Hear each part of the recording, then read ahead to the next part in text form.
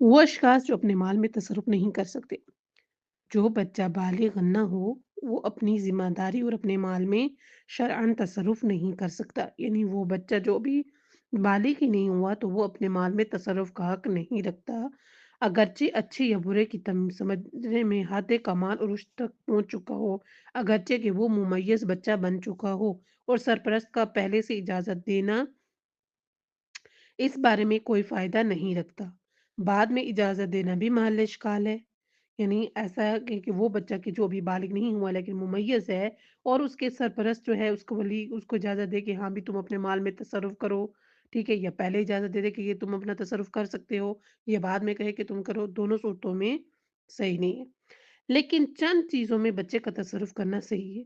उनमें से कम कीमत वाली चीज़ों की खरीद-फ़रोख्त करना है, जो कि मसला नंबर 2045 में गुज़र चुका है।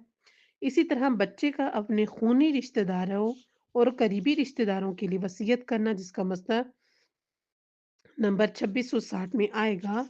लड़की में बालिग होने की अलामत ये है कि वो 9 कमरी साल पूरे कर ले, और लड़के के बालिग होने की अलामत 3 चीज़ों में आती है। नाफ के नीचे और शर्मगाह से ऊपर सख्त बालों का नुगना, मनी का खारिज होना और उम्र के 15 कमरी साल मुकम्मल होना।